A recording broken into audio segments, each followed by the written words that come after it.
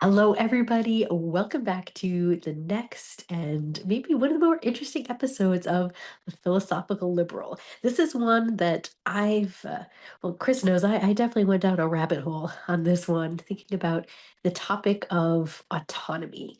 It's one that I think is perennially important and also so crucial to the moment that we live in. Something that's going to come up in this discussion, even with the advent of AI, the way I see it, it could be the tool that allows us to have more autonomy than ever, because it literally could be the tool that takes away all of the drudge work that human beings never want to do and provides us with that much more resources to be able to actually pursue all the things we want to do.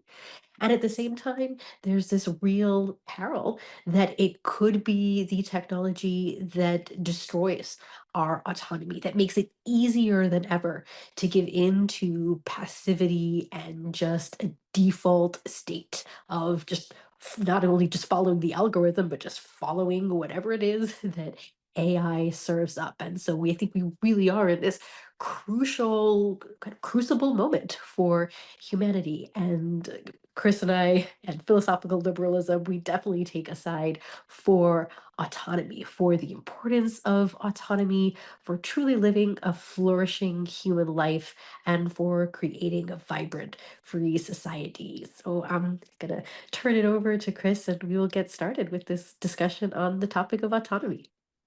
Great, thank you. Excited to dive into this one too. I do agree um, that this is an important concept. We talked a little bit offline. You know, to me, this is actually even a good place, I think, to start the conversation, as we often do with definitions. But to me, autonomy is fairly synonymous with freedom and independence. So it'll just be interesting how we tease out maybe some of the nuances that underlie that, or the distinctions between the two concepts. But before I even we go to definitions, I just wanted to kind of refresh the portion of our statement, as we often do to open these episodes and discussions. Since it's all about chewing the statement, we read from it. We did touch upon this in our last discussion, introducing Article 2, um, where we reference autonomy, but it's actually only the word only shows up in one sentence in the intro paragraph to Article 2. So we said, and I'll read the preceding sentence as well, just to kind of ground it in context. We said, through the freedom to continuously actualize on our potential, human beings can achieve a noble ideal, a self-chosen life focused on growth and the development of a virtuous character. Autonomy is key. Ultimately, the freedom to think and to act is required to thrive as human beings. And now I'll say, even just rereading it now here, I think even when we wrote this, that phrasing, we wrote autonomy is key and then kind of had an M dash and then follow it with the clause, ultimately the freedom to think and to act is required to thrive as human beings. So I think we even essentially wrote this such that that following clause after the M dash is acts almost like a definition of what we mean by autonomy, but I think I know, Joya, you certainly want to add more to that tonight. But I will just kind of pick up off of that. I'll start by reading the dictionary.com definition of autonomy. And it gives essentially three core definitions and it is a noun under the definition. The first is independence or freedom as of the will or one's actions. That's definition number one. Definition two, the condition of being autonomous, self-government or the right of self-government. And then number three, a self-governing community. So, and then I just layer on to that in my own conception. I kind of, or in my own words, I put it as freedom over your life. What does autonomy mean? It means freedom over your life and choices, the self-chosen life specifically, that is what freedom in kind of an individual's life context means in practice. The freedom, but even more than that, it's the freedom to choose really anything in your life, what to think, whether to think or not, who you want to be, to act or not to take an action. All of those, to me, we've talked in the past about how those all kind of speak to the fundamental metaphysical choice that we have.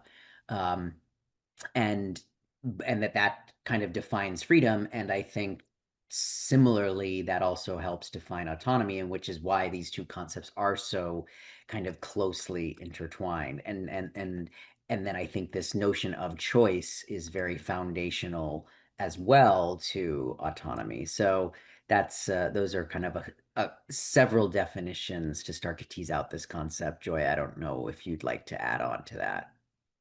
Yeah, well, and as I said, I'm the one who's kind of been going down a rabbit hole, and I think precisely because we live in this era where autonomous cars are literally right around the corner, depending on what city you live in nowadays.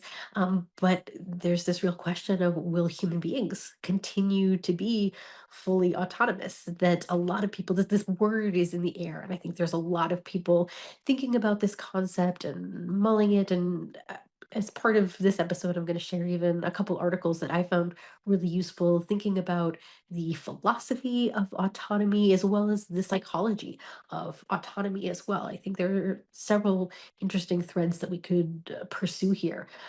But one that we can even start with, one that I found particularly useful, has come from the Cosmos Institute, which I think has been doing just wonderful work about this very issue of thinking about being an autonomous, self-directed, self-authored, perhaps, human being. And I would say I do love the phrase, Chris, that you and I have really honed in on to describe this, the concept of the self-chosen life. And I think there's a lot of synergy between that phrase that we love and how they framed this out at the Cosmos Institute. And I'm going to share link to, I think it's just a fabulous article that they did, really even tracing through some of the history of the philosophy of the concept of autonomy, and why this phrase is so key. But toward the end, when they really got to thinking about definitions, I thought they made just an excellent distinction even between autonomy and agency, which is another word that can be used synonymously sometimes with autonomy. And I'm going to share some other articles as well that even get into thinking about what agency is all about.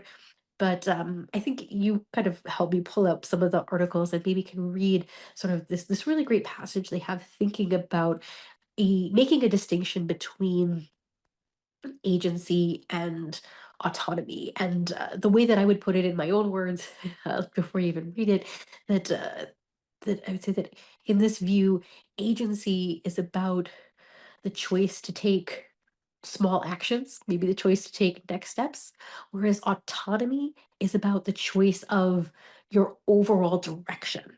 So this idea of like how your life will be. But that would be my words. Maybe you can read the words from Cosmos.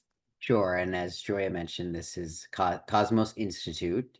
They're an institute that is really focused on, in their own words, building up philosopher builders in the technology fields, and in particular, those who are building AI technologies. I think the people behind this, and the specific author of this piece, who's one of the founders of Cosmos Institute, Brendan McCord, um, certainly, and who's leading their educational efforts in what they call the Academy for Philosopher Builders, um, is they have, I think they grasp what Joya opened the discussion with about the power and potential of AI, but they also realize how, just like Joya framed it up, how that can lead humanity down a couple different paths, not all of which will necessarily reinforce the best in human nature, you might say. So their whole initiative is really aimed at the term philosopher builder is exactly this, trying to bring a pro-human philosophy and philosophical perspective to, you might say, first principles perspective to how we design and build AI so that it reinforces the best aspects of human nature rather than, and in this context, really meaning expands our sense of autonomy and agency, not contracts it or just narrows it. So it's within that context. This specific article essay is called "In Defense of Self-Direction," and I'll just read the specific parts. It's a fairly long and meaty essay, but the specific part Joia was referencing towards the end, they say, what emerges, so essentially, as Joya noted, they go through a kind of philosophical history of different thinkers who wrote on the topic, and then from surveying these various thinkers, they then synthesize it. And so here's their synthesis. What emerges is autonomy as judgment developed through experience and exercised through choice. This explains why Aristotle emphasized habituation while Humboldt insisted on variety of experience, and why so these are some of the thinkers that they're referencing. Each recognize that autonomy must be developed through practice. From this synthesis, autonomy is the cultivated capacity to deliberate well about how to live, to revise one's understanding through experience, and to act on one's own judgment within a community that recognizes the same capacity in others. This clarifies the distinction between autonomy and mere agency, terms that are often conflated. And as an aside, here, I think agency is used synonymously with choices, because I know we introduced that concept earlier here. Back to them, quote, agency from the Latin to act executes choices. Autonomy from the Greek self-rule authors lives. You can have agency while being nudged toward algorithmically optimized outcomes. The choice mechanism operates, but you're not really the author of your ends. But autonomy, on the other hand, requires developing judgment through your own engagement with alternatives, forming convictions through your own reflection, and building character through your own choices over time. In other words, agency without autonomy is hollow, sophisticated choice execution emptied of genuine purpose, whereas autonomy without agency is impotence, a clear vision of what matters but no power to pursue it. Both are necessary, but autonomy provides the foundation that transforms choice execution into genuine self-direction. So I would even just bring this back again to our phrase that I love, the self-chosen life, or maybe building upon what they've said here, we might want to call it the self-authored life, the Mm, way of thinking about your life as a whole, thinking about its overall direction, thinking about the overall ends of what it is that you want to achieve, not just the little choices in the day to day, the ones that could be nudged or algorithmically pushed in one way or another. But you, as someone who has this, they've emphasized this long term capacity to make choices over time, to develop judgments over time, to develop principles and virtues. And this is obviously very synergistic with where we're going in our own project. Thinking it's where we're headed and where we're going next is thinking about how you build your character and the capacity to build character on the one hand relies upon autonomy, and then in a beautiful sense, autonomy is the kind of the endpoint. So Chris, you pointed out that in many ways, autonomy could be synonymous with freedom. It clearly was even in the dictionary definition. And we've talked about how freedom can be both a means and an end. So I think in a related way here, we're seeing the same thing with autonomy. That on the one hand, autonomy is a means. You have to have that capacity to build and direct a life as a whole, build yourself into a virtuous human being. And then at the end of the circle, at the end of the, as you spiral back through, autonomy gets to be the beautiful end result of it. I mean, in a process that ultimately never ends as long as life goes on.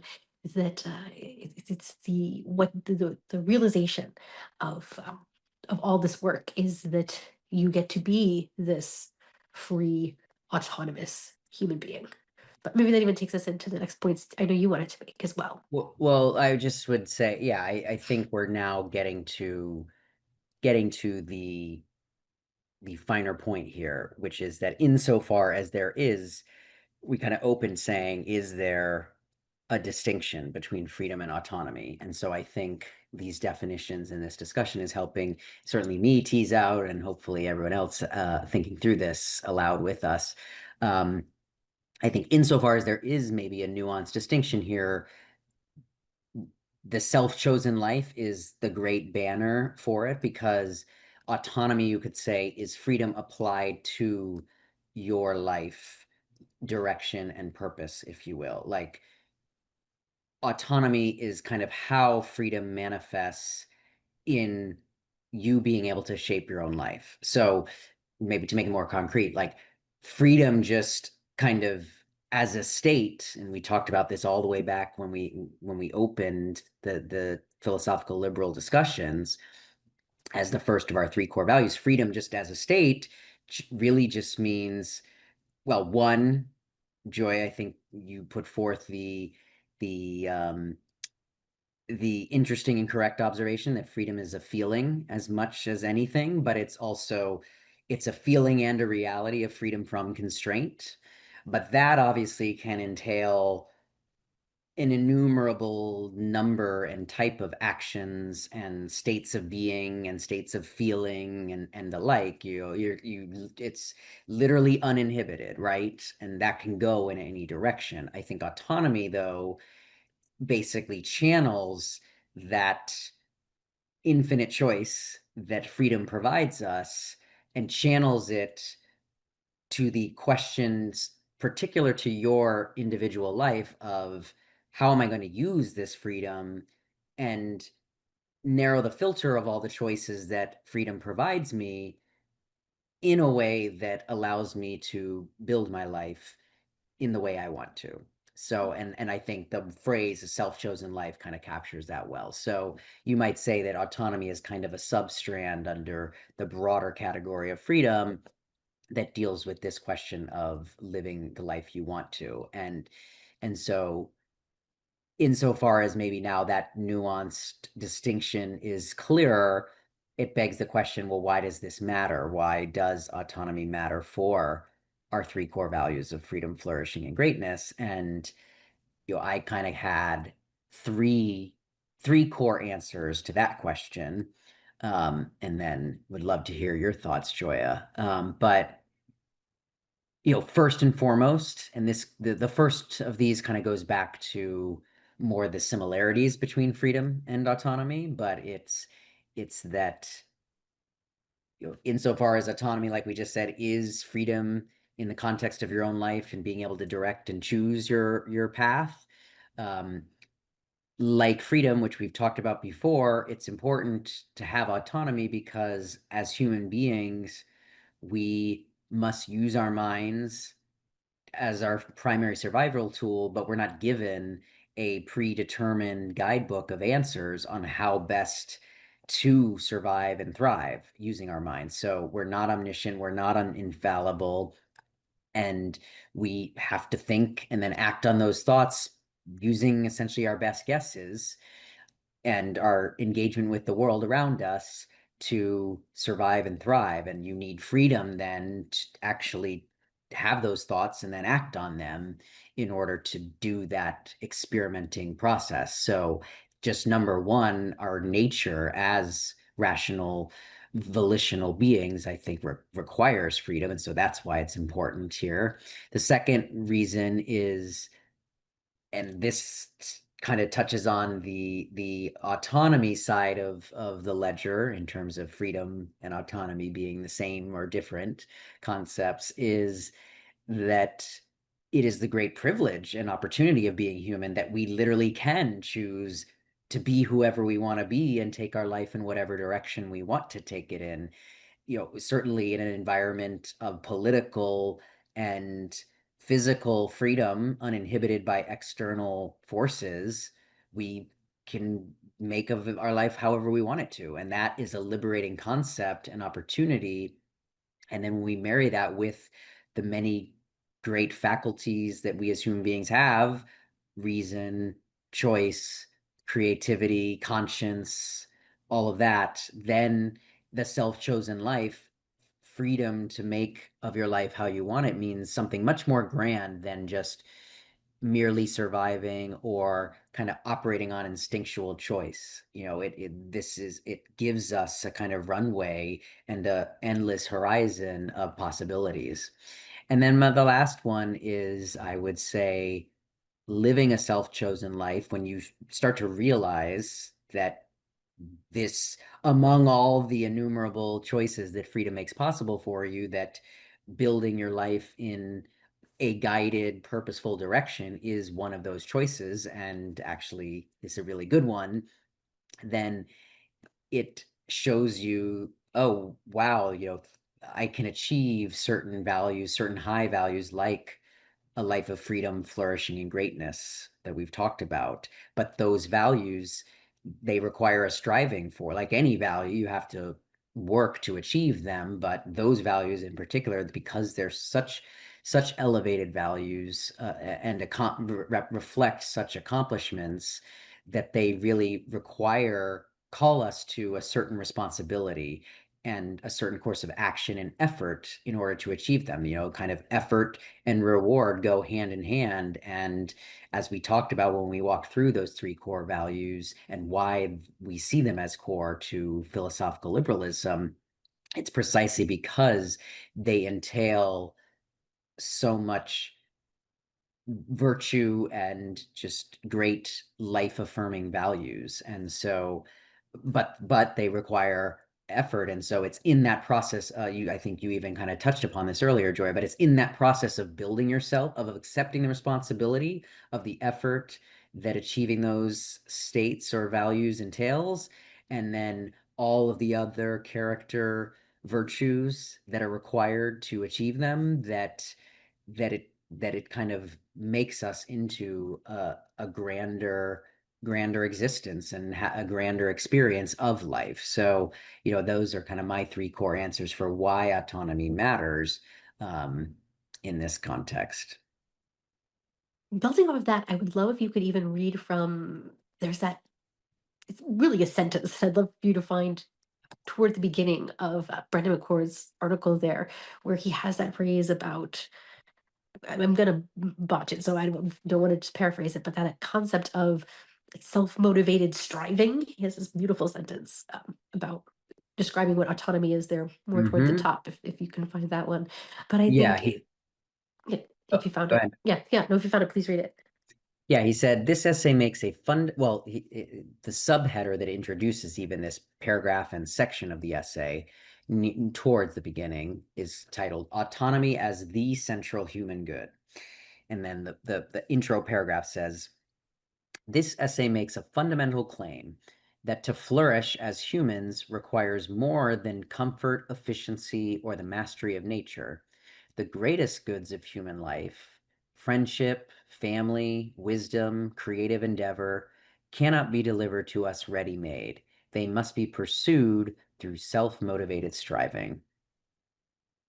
And what I love about this is there's even this grasping here of this combination of, let's say, entity and action of what it is to be a human being. And part of the glory of being a human being, and this maybe gets into some of the deep philosophical concepts that we talked about in the episode all about progress and order, and thinking about change and stability, thinking about nouns and verbs, actions and entities. But what is it to be a human being? So, on one hand, life, being human, is constant activity, action, change, and in the best possible way, it can be action that is directed toward becoming a kind of definite, specific entity. And the glory of being human is that you get to make that entity what it will be. So we've talked about self-chosen life. Another way that you could perhaps say this is it's all about a self-chosen identity.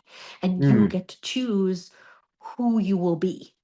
So it's not just about the choice of, when you go to the grocery store and there's 50 choices of pasta sauce and you're going to pick pasta sauce, but It's not just that, I think, and even as McCord gets to in this article, it's not just these one-off choices. It's the building and learning from perhaps trying all the pasta sauces and even learning, like, do you like pasta sauce at all? And, maybe you're someone who doesn't even like pasta sauce and will never go to Italy, or maybe you're someone who decides that you love all of the pasta sauces and you can't wait to go to Italy. I know this Mhm. is very prescient for Chris in the moment, but that you get to decide what you will value, who you will be, what your identity will be.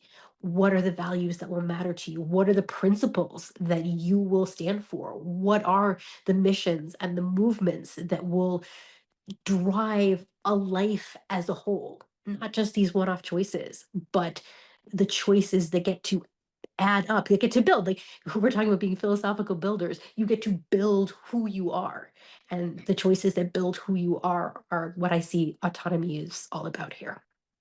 Yeah, well said. I like to think of it as autonomy sets our life on a path that makes it so much more worthy and rewarding to live in. And I think it is also demands more of us. But again, this is where the point that effort that you put into anything in life, including the building of your own life and the build making of your own character, is commensurate with the reward. So the more you put in, the more you're going to get out of it.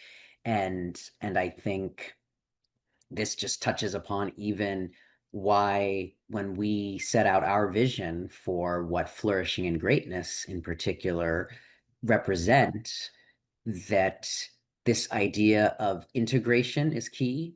I think there's a fundamental recognition here that human life uniquely is gets to be more than just choosing between pasta sauces from day to day, from dealing with kind of stimuli and concretes bombarding you from day to day in the way that most other animals we know, or at least we believe we know from observing them, how they engage with the world. That being human, because we're conceptual and can abstract and therefore can plan and need to experiment to figure out how to survive and thrive, all of these different aspects of what it means to be human kind of come together in that we can build something that transcends across the time, specifically the time of our life when we're here, in an integrated, orderly, and purposeful fashion,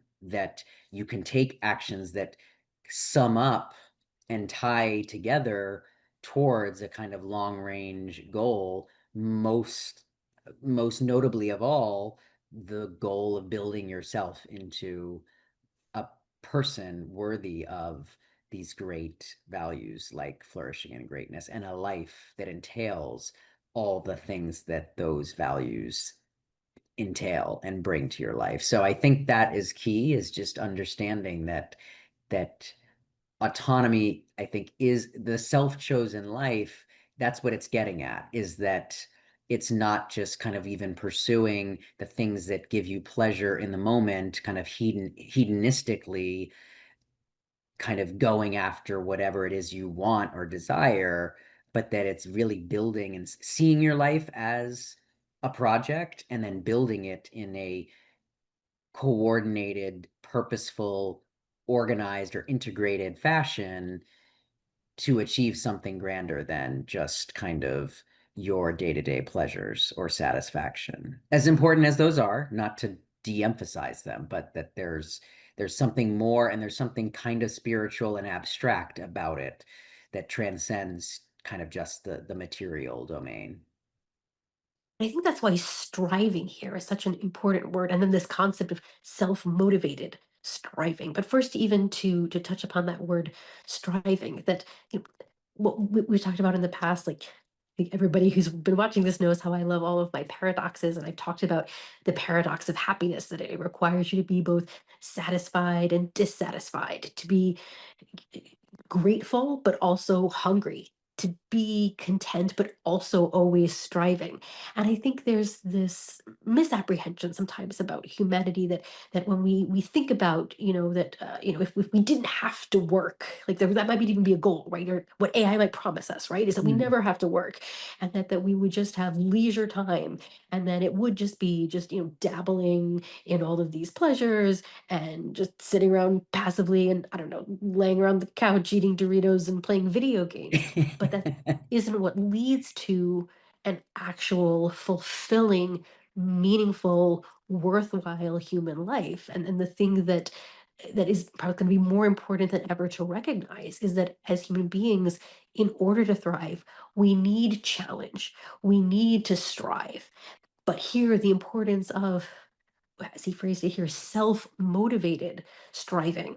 So we're not striving after somebody else's ends or goals or plans or vision or values.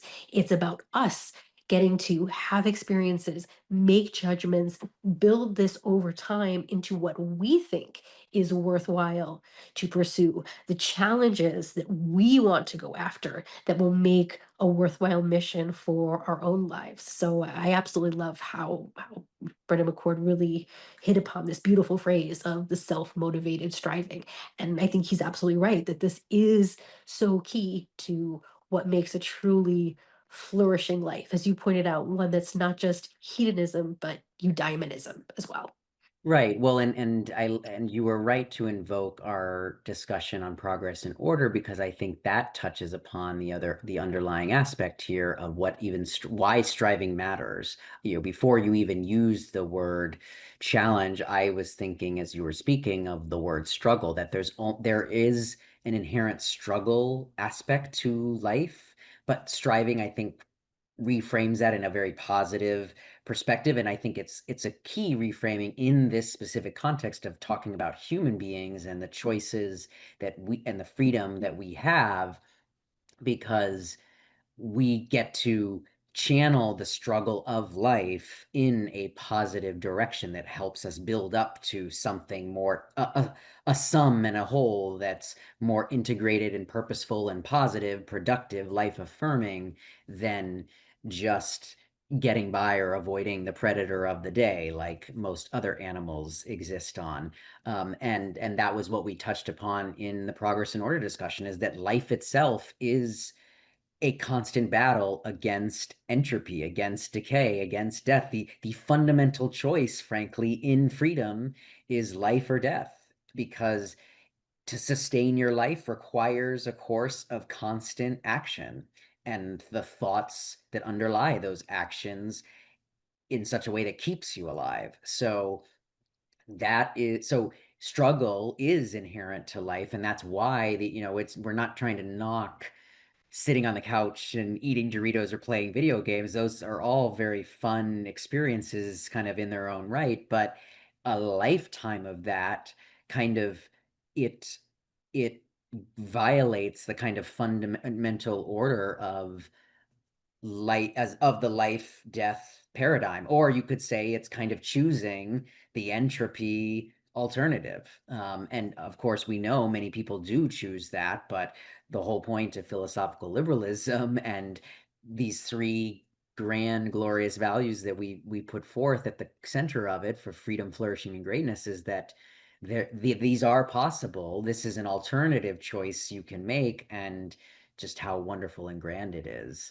The other thing I wanted to just say here is that I also think there's a psycho-emotional aspect here to autonomy, um, because, and we talked about this even in our freedom discussion way back, about how there's many different types of freedom: physical, political, financial, time, psychological, emotional. And it's that latter one that I think is relevant in the concept here of autonomy, because again, if we're kind of defining autonomy as the self-chosen life for a kind of shorthand, or self-motivated striving as a kind of additional shorthand, um, you know, as we've talked about, that entails taking all these actions. And I think one has to, in their own mind and psyche, also feel free to take up that path, to take up that choice, and in a way to embrace the struggle, kind of embrace the suck, as the saying goes.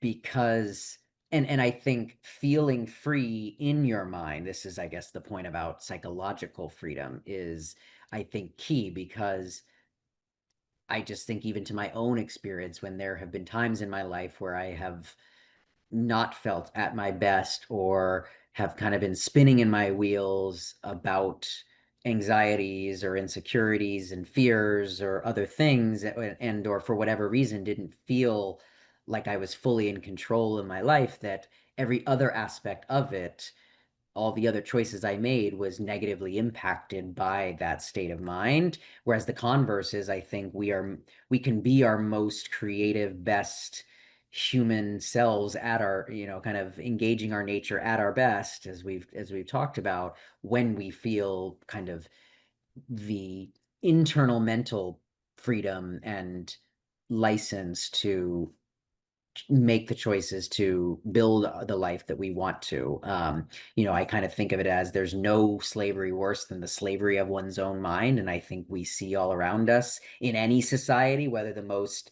dictatorship society where there's no freedom, or even modern 21st century America where there's kind of maximum freedom, that there's plenty of human beings who still feel trapped in their own heads, in for whatever reason, in the life that they're living.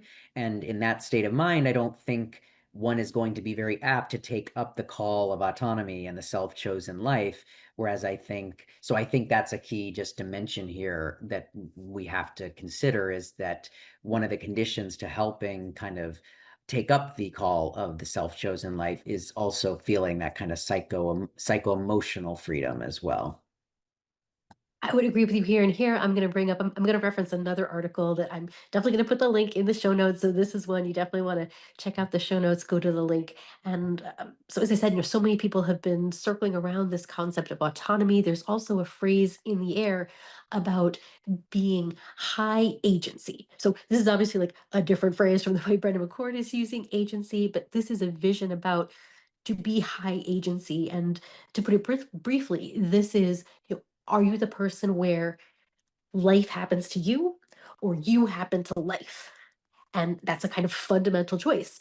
Sometimes people refer to this as like the victim owner mindset. And it Hmm, really is a kind of fundamental kind of psychological, obviously has this emotional components to it of, regardless of, as you pointed out, regardless of where you are in the world, the political, social state of what's around you, you always have this kind of fundamental choice of, are you going to be the kind of person who's just going to say, ah, poor me, I couldn't help it, there was nothing I could do, life just is happening to me? Or are you going to be the person who is going to take as much control as you can over your life so that you are someone who happens to life? And now, clearly, it absolutely matters the political system under which you live. I think this is why we advocate so strenuously for philosophical liberalism, because clearly you can be the kind of person who, y- you happen to life much more in a society that allows you to have freedom than you would right. be if you were trapped in a dictatorship. But as you pointed out, no matter where you are, there's there's always some kind of control that you can have over your, even your internal state. Like there's that beautiful phrase from Viktor Frankl about, I'm going to paraphrase it and botch it, but the idea that you even in a concentration camp, which was his experience, that there's always that internal freedom within your own mind to, assent, or to say, internally to say no, to, in that kind of sense. And so there's always, are you taking as much control over life? Are you happening to life as much as you can? And in that article about high agency, that author defines high agency as having three core characteristics. It's about thinking clearly, about having a bias toward action. And the third thing that he points out that I think is crucial is having a certain amount of disagreeableness. And this, I think, is key because when you are someone who has high agency, when you are someone who is autonomous in the way that we are using that word, it ultimately means going on your own path in a way that is not just the default of what everyone else is doing. It's the opposite of the just Mm, going along to get along. And we right. pointed out that yes, we are social beings. We do need relationships. We do need to get along, at least with some people, and develop intimate relationships to have a full, flourishing, thriving human life. That said, so many people just default to whatever the social expectations or norms are around them without ever thinking about it, without ever taking action. Where once you actually are someone who starts doing those things, you have to have a certain amount of disagreeableness to pursue that path that truly is your own. And in that article, he gives the example of the Wright brothers and how to their peers, they just looked absolutely insane, but they were following their own logical thinking of, what was possible, what, he kind of points out, that they were looking and seeing, well, birds can fly. It's not physically impossible. There's got to be a way that we can make human beings fly, and just kind of all the steps that they went and the resilience that was required and the disagreeableness that was Mm, required to stand out from society. And they didn't decide to become doctors or lawyers or probably whatever it was that their parents might have thought they mm, would have wanted to mhm. have been in a quote unquote normal society. It really is about when you do that work to figure out who it is that you want to be, and then have that courage to go down that path that is truly your own. I love that, and I think that does tie beautifully back to this point about psychological and emotional freedom because you're right, and that's why I said the spectrum of civil governing societies and structures, it doesn't matter almost because you have people in all of them that suffer from this phenomenon because all of us as human beings have this fundamental choice of whether to in our own minds have life happen to us or happen to life, and in a way that you could say that's a different reframing of that fundamental metaphysical choice that we all have as human beings, right? And that kind of is the foundation for freedom.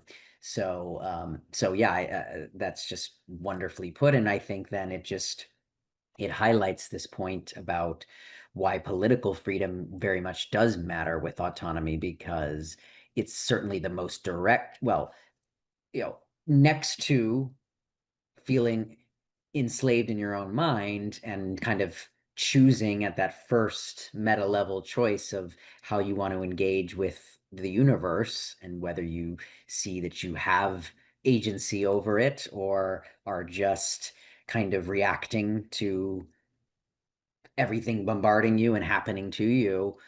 After that, I think the next most direct form of control, hindrance, or stifling of one's autonomy is obviously, when others around you use force to inhibit you. So that is just, it kind of is obvious and goes without saying, but we'll say it anyways, that to live a full life of autonomy, you really need that political freedom to think and to act, which is why we wrote it as we did in our statement and tied these two together. You could say maybe that was the other thing. In addition to defining autonomy, we were also showing the bridge here, right? That political freedom is the bridge to living that life of free thinking and free acting that human life requires. Anything else that we had on the agenda? What were we going to next? I don't think so. No, I think that was that, unless you have anything else you'd like to add. No, so let's go into the call to action. So the call Awesome. to action this time really is to think consciously about your own autonomy. So we've talked about autonomy as being the self-chosen life. There is a real way in which you have to choose your own autonomy.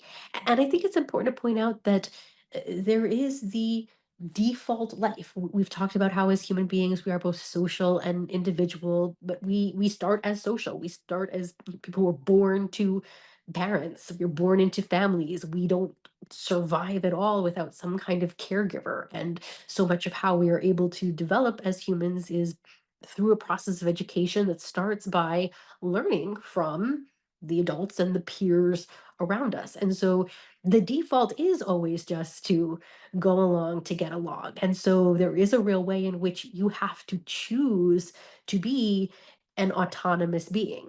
And I think that there's many ways that people can go down that path. And I can definitely say, as someone raising a toddler, like as a mother, I think so much about, what are the things that I can do in my parenting, in the environment that I set up for my son, that that empowers him to be an autonomous being.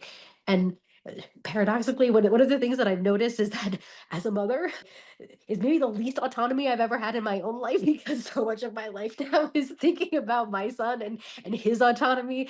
Even just the very simple thing of he's old enough now that he has favorite songs. So my phone now are playlists of his favorite songs. Like whatever happened to my favorite song? But I guess that is what it is about being a mother, and part of, I guess, the joys of the process of being a mother is that you lose your autonomy for a little bit so that you can support another human individual to fully gain theirs. So, but in this spirit, we want to encourage all of you to think more about how can you be more autonomous. So where is some aspect of life where, you could do something that is more chosen. And I do think one of the easiest ways into this is to start thinking about what are your favorites in all aspects of life, whether it is the pasta sauces, whether it is the cuisines, whether it is the music that you're playing on the phone and the car stereo, but to maybe just think of some aspects of life where, because it's the easy thing to just go along with whatever others are doing, whatever the algorithms are feeding up, whatever AI puts out there for you to do, to sort of stop and reflect. And we've talked about autonomy as the long game, the overall direction of your life. But it starts even with these simple choices of just kind of reclaiming our autonomy in little ways. So, what is even a little way? One favorite thing that you can insist upon in these next couple weeks. And I was giving this the challenge specifically to Chris because he is on his way to Italy. So I Mhm, do want to yes. challenge you to think about, as you're planning your travels, to think about what is one important favorite thing that you are not going to miss on this particular trip. Yeah, and that is a good one, certainly to at least to adopt your pasta metaphor.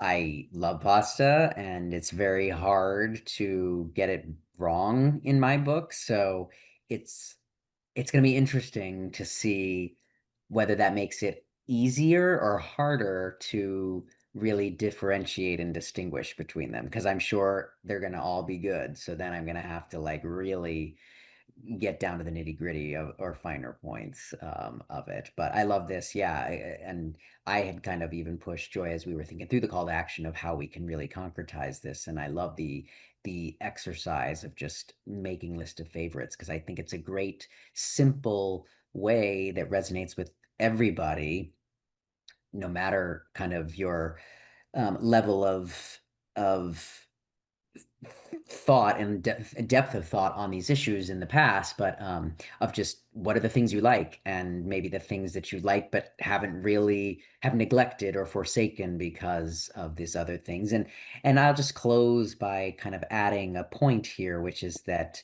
you know, it is true autonomy, unfortunately, in our current society, but probably all of human society, and this was the point about the spectrum of governing structures almost doesn't matter, that just as human beings, because we're social, we tend to default towards the kind of conformist position.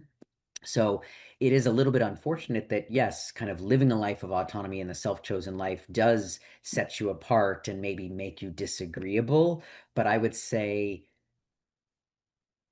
the whole point of philosophical liberalism is that we normalize that more so it becomes less disagreeable and just more of the norm. So, insofar as I guess it's just a plea to not misinterpret this as autonomy and freedom means that you're going to have to be disagreeable all the time or walk a difficult path all the time. Yes, it will be at times, but hopefully, in building even this movement for philosophical liberalism and championing more people happening to their own lives, that it will become increasingly less disagreeable and more common.